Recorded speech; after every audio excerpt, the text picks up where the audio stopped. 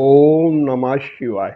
अधर्मियों का नाश करने के लिए भगवान विष्णु के अवतार होते हैं, लेकिन आपने भगवान शिव के अवतार के बारे में सुना है? संभवतः नहीं सुना होगा। महादेव भक्तों पर कृपा करने वाले दयालु हैं। अपने भक्तों के लिए शिशु के रूप में जन्म लिया है। शिशु रूप में कब जन्म लिया, जानने के लिए कल्याण की राह का ये वीडियो पूरा देखिए। प्राचीन काल में नर्मदा तट पर बसे नरमपुर में विश्वानर नाम के ब्राह्मण रहते थे। ब्रह्मचर्य व्रत के साथ ब्राह्मणोचित पूजा आराधना करते थे। युवा होने पर उनका विवाह शुचिस्मति से हुआ। शुचिस्मति पतिव्रता धर्मनिष्ठ नारी थी।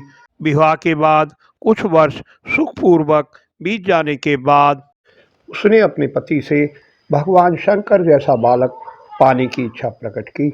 ब्राह्मण विश्वानर अपनी पत्नी की कामना सुनकर बहुत प्रसन्न हुए, लेकिन उन्हें चिंता ये हुई कि भगवान महादेव जैसा पुत्र कैसे प्राप्त होगा। उन्होंने 1 वर्ष तक वीरेश लिंग की नियम पूर्वक त्रिकाल पूजा और पंचाक्षर मंत्र का जप किया। 13वें महीने भगवान शिव प्रकट हुए। ब्राह्मण विश्वानर हर्ष विभोर हो गए। उन्होंने महादेव की स्तुति की। स्तुति से संतुष्ट हो भोलेनाथ ने उनसे वर मांगने को कहा। अब परमपिता को पुत्र रूप में पाने की इच्छा प्रकट करने में विश्वानर को बहुत संकोच हुआ। उन्होंने कहा, प्रभु, आप तो सब जानते ही हैं। भगवान शंकर ने मुस्कुराकर कहा, मुने, तुम्हारी अभिलाषा अवश्य पूर्ण होगी। मैं तुम्हारी पत्नी शुचिस्मति के गर्भ से पुत्र रूप में जन्म लूंगा। इस प्रकार समय आने पर परमेश्वर भगवान शिव ने ब्राह्मण विश्वानर की पत्नी के गर्भ से शिशु रूप में जन्म लिया। स्वयं ब्रह्मा जी ने ब्राह्मण रूप में आकर बालक का नामकरण संस्कार किया और गृहपति नाम रखा।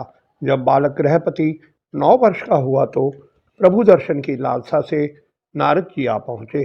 उन्होंने गृहपति के लक्षण विचार कर ब्राह्मण विश्वानर से कहा, मुने, आपका बालक सब गुण संपन्न होगा, लेकिन 12वें वर्ष में इसे बिजली अथवा अग्नि से हानि की आशंका दिखती है।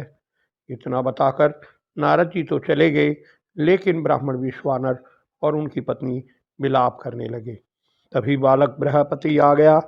उसने अपने माता पिता से कहा, आप निश्चिंत रहिए, मैं अपनी आराधना से भगवान मृत्युंजय को प्रसन्न करूंगा और महाकाल को भी जीत लूंगा। माता पिता से अनुमति ले गृहपति काशी पहुंचे।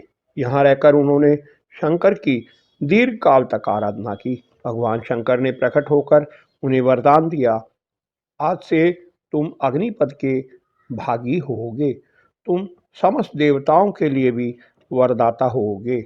महादेव ने उनके माता पिता को बुलाकर अग्नि दिग्पति पद पर अभिषेक कर दिया। जय शिव शंकर, जय भोलेनाथ। यदि वीडियो पसंद आई हो तो कृपया लाइक कर उत्साह बढ़ाएं। चैनल को सब्सक्राइब कर हमसे निरंतर जुड़े रहें। आपका कल्याण हो।